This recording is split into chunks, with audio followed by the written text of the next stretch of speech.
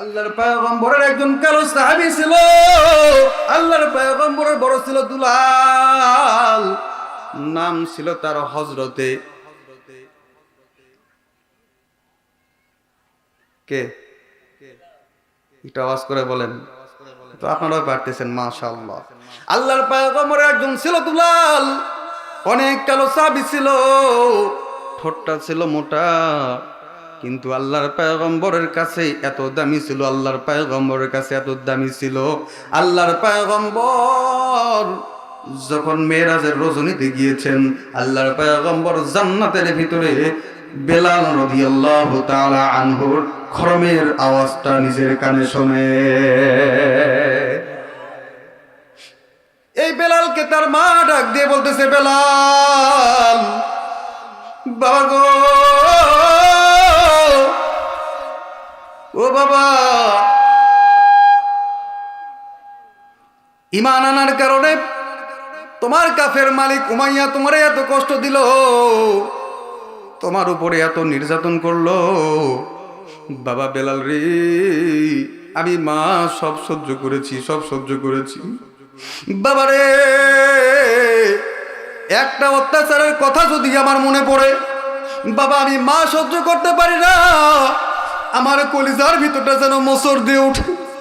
বেলাল ডাক দিয়ে কই, মা গো, কোন অত্যাচারের কথা বলেন? বেলালের মা ডাক দেয় কয়, বেলাল রে, যেদিন তুই ঈমান আনার অপরাধে তোর জিহ্বাটা বাহির করিয়া লোহার পেরেকটা এত জোরে আঘাত করেছে, লোহার পেরেক দিয়ে তোর জিহ্বাটা পার হয়ে গেছে, ওই দৃশ্য যদি আমি মার মনে পড়ে, আমার কলিজা যেন মোচড় দিয়ে ওঠে। বাবারে, আমি মা সইবার পারি না। বাবা গো, কেমনে তুই সহ্য করেছিস? বেলাল ডাক দে কই, মা গো, আল্লাহ বলেছেন, ওমা আতাকুমুর রাসূলু ফাখুযুহু ওয়া মা নাহাকুম আনহু ফান্তাহু। আল্লাহ বলেছেন, আমি আল্লাহ যা ধরতে বলেছি তাই ধরো, আমি আল্লাহ যা ছাড়তে বলেছি তাই ছাড়ো। আল্লাহর পয়গম্বরের উপর ঈমান আনতে যাইয়া, আল্লাহ যা বলেছেন তা মানতে যাইয়া, মাগো আমার কাফের মালিক উমাইয়া আমার ডাক দিয়ে বলল, বেলাল শুনলাম তুই নাকি ইমানদার হয়েছিস, মুসলমান হয়েছিস, সমস্ত কাফেরের বিরুদ্ধে দিয়েছিস পাল্লা, তোর জবান দিয়ে বের করেছিস লা ইলাহা ইল্লাল্লাহ। বেলাল রে, আমারই খাস, আমারই পড়িস, আমার বাড়িতে গোলামি করিস, আর আমার বিরুদ্ধে তুই স্লোগান দিস, হয়তো না, হয়তো না, এখনই কালেমা তুমি ছেড়ে দাও, এখনই মুহাম্মদের ধর্মকে তুমি বাদ দিয়ে দাও। বেলাল ডাক দিয়া কয়, মালিক আপনি তো আমার দুনিয়ার মালিক, আমার একজন মালিক আছেন, তিনি কে? আরো আওয়াজ করে বলেন, কে? বেলাল ডাক দিয়া কয়, মালিক গো, আমার একজন মালিক আছেন, তিনি হলেন আল্লাহ। আমি ওই আল্লাহকে মেনেছি, ওই আল্লাহ, সেই আল্লাহ হলেন কুল হু ওয়াল্লাহু আহাদ, আল্লাহু আকবার। আমার আল্লাহ হলেন সে আল্লাহ যার কোনো শরীক আছে, যার কোনো শরীক নাই। ও মা, আমি আমার মালিককে যখন বললাম আমার মালিক একমাত্র আল্লাহ, বলেন তো আমাদের মালিক কে? আমার মালিক আল্লাহ। মাগো, আমার মালিক তার কর্মচারীদেরকে আদেশ করলো, বেলালের হাত পা গোলা বেঁধে ফেলো, ঘোড়ার পার সাথে বেলালের পাটা বেঁধে দাও। মাগো, ঘোড়ার পায়ের সাথে যখন আমার পাটা বেঁধে দেয়, ঘোড়াটা টকবক টকবক করে দৌড়ায়, দৌড়ায়, ঘোড়াটা দৌড়ায় যায়, আমি বেলালের পাটা ঘোড়ার সঙ্গে বাঁধা। মাগো, আমি নড়তেও পারি না। ঘোড়া যখন দৌড় মারছে, উত্তপ্ত মরুভূমির বালির কারণে আমার পিঠে ফসকা পর্যন্ত উঠে গেছে। মাগো, শুধু তাই নয়, ঘোড়া যখন টান দিয়েছে, ঘোড়ার টানের কারণে অনেক ছোট ছোট পাথরগুলা আমার মাথায় লেগে যায়। এই পাথরগুলো আমার মাথায় লাগার কারণে মাথা ফেটে ফেটে রক্তগুলো বের হয়। মাগো শুধু তাই নয়, আমার হাত পা গুলা পর্যন্ত ছিলে যায়, আমার হাত পা গুলা দিয়ে রক্ত বের হয়। আমার মালিক ডাক দেয়া কয়, বেলাল এখনো সময় আছে রে, যদি তুই ইমান ছেড়ে দিস তোরে মুক্ত করে দেব। বলেন তো ইমানদার কখনো ইমানের পথ থেকে ফিরতে পারে? বেলাল তো 1 নাম্বার ইমানদার, বেলাল তো কোন অবস্থায় ইমান থেকে ফিরতে পারে। আমরাও ইমান থেকে ফিরবো, আল্লাহ আমাদের তৌফিক দান করে দিক। আল্লাহ এই মুসলমান গুলাকে তুমি ইমান হারা বানায়ো না, বলেন আমিন। আল্লাহ তুমি সকলের জন্য হয়ে যাও জামিন। আর একটু জবান খুলে বলেন তো আমিন। ইমানকে টিকাইতে যায়া যদি হক্কানি ওলামায়ে কেরাম যদি আমাদেরকে রাজপথে ডাক দেয়, বাতিলের বিরুদ্ধে মোকাবেলা করার জন্য আওয়াজ দিতে বলে, কারা কারা রাজি আছি? 2 হাত তুলে আল্লাহকে দেখায়। লিল্লাহি তাকবীর। আল কোরআনের আলো, আল হাদিসের আলো, টেলিভিশনের আলো, হাত নেওয়া। এটা যতই ওয়াজ করেন কাম হইতো না। কাম হইবে নেহি হোগা। টিভির বিরুদ্ধে যদি ওয়াজ করি, কোন হুজুর আসছিল রে? এই মুফতি হাসানুল্লাহ। হুজুর রাখবে, হুজুরের কোয়ার কাজ করে দেখ, আমাকে শোনার কাম আমরা শুনে যাই। আমার দেশের মেয়েরা স্টার জলসার জি বাংলার এমন ভক্ত, এমন ভক্ত, পেটের ভিতরে সন্তান নিয়ে জি বাংলা স্টার বাংলা দেখে আর মনে মনে চিন্তা করে, আমার সন্তান যদি ওই নায়কের মতো হতো। কথা কোন ঠিক না বা ঠিক? আওয়াজ করে বলতে হবে ঠিক না বা ঠিক? অথচ সন্তান দেওয়ার মালিককে। পেটের ভিতরে ছেলে সন্তান হবে না মেয়ে সন্তান হবে, হবে কি হবে না জানেন কে? সন্তান চাইতে হবে কার কাছে? কোনো বাবার কাছে চাওয়া যাবে? খোদার কসম করে বলি, যারা মান্নত করেন, মাজারে গিয়ে মান্নত করার সঙ্গে সঙ্গে ইমানদারের ইমান বের হয়ে যায়। নাউজুবিল্লাহ পড়েন। কোন অবস্থায় মাজারে যাওয়া যাবে? আমাদের আশেপাশে একটা মহাস্থানগড় আছে, চেনেন? কোথায়? এই মহাস্থানগড়ে একটা পাথর আছে, দুধ পাথর। এই পাথরের উপরে লিটারে লিটারে দুধ ঢালে। কেন? দুধ ঢাললে গাভীর স্তনে দুধ বেশি হবে। নাউজুবিল্লাহ বলেন। বলেন তো গাভীর স্তনে দুধ দেওয়ার মালিক কে? কোন পাথরের ক্ষমতা আছে? পাথরের উপর দুধ ঢালতেছে, একটু পর খেয়াল করবেন কুত্তার বিড়াল চারাচারি করে। কথা বলেন ঠিক না ব্যাঠি? আবার সবাই যে দুধ ঢালার জন্য যায় তাই নয়, কেউ মান্নত করে, আল্লাহ আমার যদি ছেলে হয় 1 ডাক বিরিয়ানি করে খেলাম। কথা কন ঠিক না ব্যাঠি? সবাই যে মান্নত করতে যায় তা নয়। কেউ কেউ শাহ সুলতান বলখি রহমতুল্লাহি আলাইহির মাজারও জিয়ারত করার জন্য যায়। কথা বলেন ঠিক না ব্যাঠি? শাহ সুলতান বলখি রহমতুল্লাহ আলাইহি হক্কানি আল্লাহর ওলি ছিল, এর ভিতরে কোনো সন্দেহ নাই। কিন্তু খোদার কসম করে বলি, মাজারে গিয়ে মান্নত করার সঙ্গে সঙ্গে ইমানদারের ইমান থাকে। করবেন? আল্লাহ আমাদের বোঝার তৌফিক দান করে দিই। বেলাল ডাক দিয়ে বলতেছে, ও মা, ইমান আনার অপরাধে ঘোড়ার পায়ের সঙ্গে যখন আমার পাটা বেঁধে দেয়, মরুভূমির উত্তপ্ত বাড়ির উপর দিয়ে আমার টানা হিস্টা করা শুরু করে দিল। ঘোড়াটা দৌড়াই, সাথে সাথে আমি দৌড়াই। এক পর্যায়ে দৌড়াতে দৌড়াতে আমি দৌড়াতে পারি না, আমি পড়ে গেলাম। উত্তপ্ত গরম মরুভূমির বালির মাঝখান দিয়ে আমি সিস্টেতে চলতে লাগলাম। মাগো, উত্তপ্ত গরম বালির কারণে আমার পেটে ফোঁসকা পড়ে গেল। শুধু তাই নয়, পাথরের আঘাতে আঘাতে আমার মাথাগুলো ফেটে ফেটে রক্ত বের হতে লাগলো, আমার হাত পাগুলো ছেলে যায়। এক পর্যায়ে আমার কাফের মালিক কুমাইয়া ডাক দেয়া কয়, বেলাল এখনো সময় আছে, যদি তুমি ঈমান ছেড়ে দাও আমি তোমারে মুক্ত করে দেব, শুধু তাই নয় তোমারে ধনী পর্যন্ত বানায় দেব। বেলাল ডাক দিয়ে কয়, ও মালিক,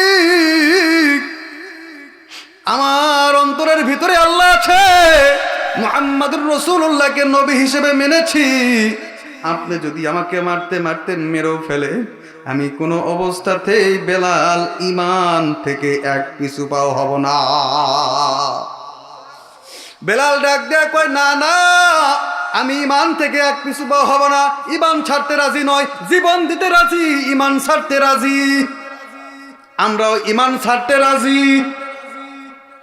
বেলাল ডাক দেয়া কয়, মালিক গো, আমার জীবন আমি ইসলামের জন্য দিয়ে দিব, নবীর মুহাব্বতে আমি আমার জীবন দিয়ে দিব, তাও ঈমান ছাড়ব না।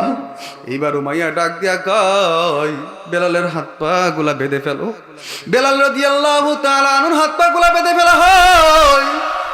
হাত পা গুলা যখন বেঁধে ফেলা হয়, বেলাল রাদিয়াল্লাহু তাআলা আনহু বলতেছিলেন, কুল হুয়াল্লাহু আহাদ, একটু মুহাব্বতে পড়েন, কুল হুয়াল্লাহু আহাদ। বেলাল যখন আহাদ আহাদ বলে, উমাইয়া ডাক দিয়ে কয়, বেলালের জিহ্বাটা টান দিয়ে বের করো। আল্লাহু আকবার। বেলালের জিহ্বা যখন বের করা হয়, বেলাল রাদিয়াল্লাহু তাআলা আনহুর জিহ্বাটা টানে বের করা হয়। টেনে বের করার পর অনেক বড় লোহার পেরেকটা বেলাল রাদিয়াল্লাহু তাআলা আনহুর জিহ্বার মাঝখানে কেটে দিয়েছে। ইমানদারের ইমানের পর কেমন, বেলাল রাদিয়াল্লাহু তাআলা আনহু জিহ্বার মাঝখানে পেরেকটা মারার পরও ইস পর্যন্ত বলে নাই। বেলাল রাদিয়াল্লাহু তাআলা আনহু জিহ্বাটা বাইরে থাকার কারণে আল্লাহ পাককে ডাকতে পারে না, শুধু জিহ্বাটা নড়তেছে, আহাদ আহাদ। বেলাল ডাক দিয়ে কয়, মা গো, যখন আমি আহাদ আহাদ বলতে পারতেছিলাম না, জিহ্বাটা টান দিয়ে বের করে জিহ্বার উপরে পেরেকটা মেরে দেয়, আমি আহাদ পর্যন্ত বলতে পারি নাই, কিন্তু খোদার কসম করে বলি আমার কলিজা থেকে তখন বের হচ্ছিল আহাদ আহাদ। এই আহাদ আহাদ যখন বলতেছিলাম, মা গো, আমার এক চুল বিন্দু পরিমাণ কষ্ট অনুভব হয়নি। সুবহানাল্লাহ বলে। ইমানদারের ইমানের আওয়াজ কেমন। হযরতে খুবাইব রাদিয়াল্লাহু তাআলা আনহুকে যখন ইমানের কারণে গ্রেফতার করা হয়, খুবাইব রাদিয়াল্লাহু তাআলা আনহুকে কারাগারে যখন নিক্ষেপ করা হলো, খুবাইব রাদিয়াল্লাহু তাআলা আনহুকে খাবার দেওয়া হয় না, খাবার দেওয়া হয় না। বারবার খুবাইব রাদিয়াল্লাহু তাআলা আনহুকে বলা হয়, খুবাইব তুমি ঈমান ছেড়ে দাও, তোমাকে মুক্ত করে দেওয়া হবে। খুবাইব ডাক দিয়া কয়, না না না, আমি ঈমান ছাড়তে রাজি। খুবাইব ডাক দিয়া কয়, আমি আল্লাহ তাআলার উপরে ঈমান এনেছি, আমার আল্লাহ তো সে আল্লাহ, আল্লাহু লা ইলাহা ইল্লা হুয়াল হাইয়ুল কাইয়্যুম। আমার আল্লাহ তো সে আল্লাহ, যে আল্লাহ খান না, ঘুমান না, তন্দ্রাও নাই, কোনো কিচ্ছু নাই। আল্লাহ হলেন চিরঞ্জীব, ওই আল্লাহ। আমার আল্লাহকে যদি গালি দাও, আমার নবীকে যদি তুমি গালি দাও, আমি আবু বকর চুপ থাকতে পারবো? আমরাও পারবো। অথচ পয়গম্বর আবু বকর সিদ্দিক রাদিয়াল্লাহু তাআলা আনহুর ব্যাপারে বলেন, আরহামু উম্মতি বি উম্মতি আবু বকর ওয়া আশাদ্দুহুম ফি আমরিল্লাহি উমর। উম্মতের ভিতরে সবচাইতে দয়াবান, সবচাইতে নরম দিলের মানুষ হলেন হযরত আবু বকর সিদ্দিক, আর সবচাইতে কঠোর দিলের মানুষ হলেন হযরত ওমর ফারুক রাদিয়াল্লাহু তাআলা আনহু। আবু বকর সিদ্দিক ডাক দেয়া কয়, যদি আর একবার গালি দাও তোমারে কিন্তু সাইজ করে ফেলবো। ফিনহাস এইবার কলারটা ঝাঁকানি দেয় আর ডাক দেয়া, আবু বকর তোর আল্লাহ ফকির, তোর নবীও ফকির। নাউজুবিল্লাহ। আবু বকর সিদ্দিক নরম নাই। বলেন তো ইমানদারের সামনে যদি আল্লাহকে গালি দেয়, নবীকে গালি দেয়, বলেন তো ইমানদারের রক্ত তখন নরম না গরম? যে আওয়াজ দিলেন তাতে তো আমি পাইলাম লজ্জা শরম। বলেন তো ইমানদারের রক্ত নরম না গরম? আবু বকরের রক্ত তখন নরম না গরম? আবু বকর নরম মানুষ, কিন্তু আল্লাহকে গালি দেওয়ার কারণে আবু বকরের রক্ত আর নরম নাই। তখন আবু বকর সিদ্দিক ডাক দেয়া কয়, গালি দিলে আমারে দাও বেটা, আল্লাহকে গালি দিও না, নবীকে গালি দিও না। ফিনহাস ডাক দেয়া কয়, তোর আল্লাহ ফকির, তোর নবীও ফকির। এইবার আবু বকর সিদ্দিক আর দেরি করলেন না, জামার হাতাটা আস্তে করে তুলে লাগায় দিছে এমন একটা পর ফিনহাস নিজ স্থান থেকে 10 হাত দূরে ছিটকে পড়েছে। বলেন তো ইমানদারের ইমানের জোর থাকলে শরীরের ভিতরে জোর বাড়ায় দেন কে? সারা দুনিয়ার মানুষ যদি ইমানদারের বিপক্ষে যায় আর ইমানদারের পক্ষে যদি আল্লাহ থাকে, বলেন তো দেখি কার বিজয় হবে? আবু বকর হলেন ইমানদার, আর আল্লাহ পাক আবু বকরের সাথেই আছে। ওয়ালা তাহিনু ওয়ালা তাহজানু ওয়া আনতুমুল আ'লাউনা ইন কুনতুম মুমিনিন। সারা দুনিয়ার মানুষ যদি ইমানদারের বিপক্ষে যায় আর ইমানদারের পক্ষে যদি আল্লাহ থাকে, আল্লাহ বলেন আমি ওই ইমানদারের বিজয় দেব। আবু বকর বারবার বলতেছে গালি দিও না। আবু বকরকে যখন গালি দেয়, তোর আল্লাহ ফকির, নবীও ফকির, আবু বকর আর দেরি করলেন না, জামার হাতা তুলে সাথে লাগিয়ে দিয়েছে এক থাপ্পড়। থাপ্পড়ের কারণে ফিনহাস নিজের জায়গা থেকে 10 হাত দূরে পড়ে গেছে। আল্লাহু আকবার। বলেন তো দেখি আমার সামনেও যদি, আপনার সামনেও যদি নবীকে গালি দেয়, আল্লাহকে গালি দেয়, চুপ থাকতে পারবো? আল্লাহ পাককে কেউ যদি গালি দেয়, কোন নাস্তিক মুরতাদ বেঈমান মুসলমানের সামনে যদি নবীকে গালি দেয়, মুসলমান এক হয়ে তার টুটি ধরে তার জিহ্বা বাইর করে ঝুলিয়ে রাখা হবে। কথা বলেন ঠিক না ঠিক? আল্লাহু আকবার।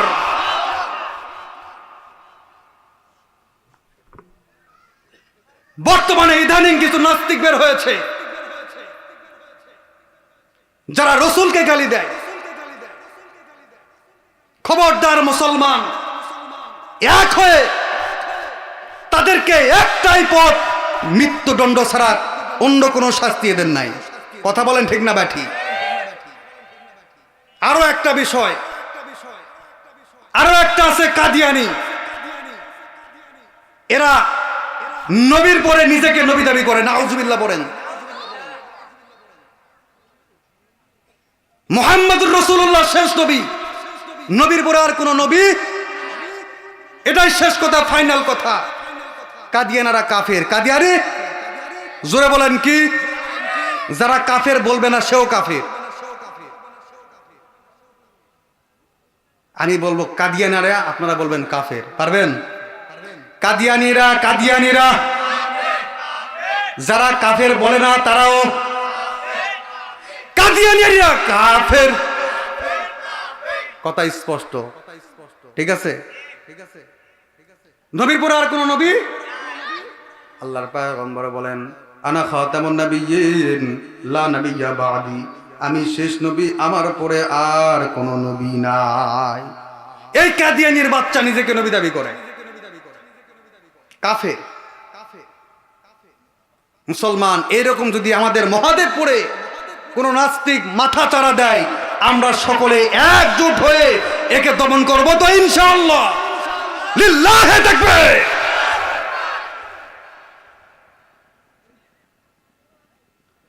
আবু বকর যখন ফিনহাসকে থাপ্পড়টা মেরে দেয়, ফিনহাস 10 হাত দূরে যখন পড়ে যায়, সকলে ভয় পেয়ে যায়।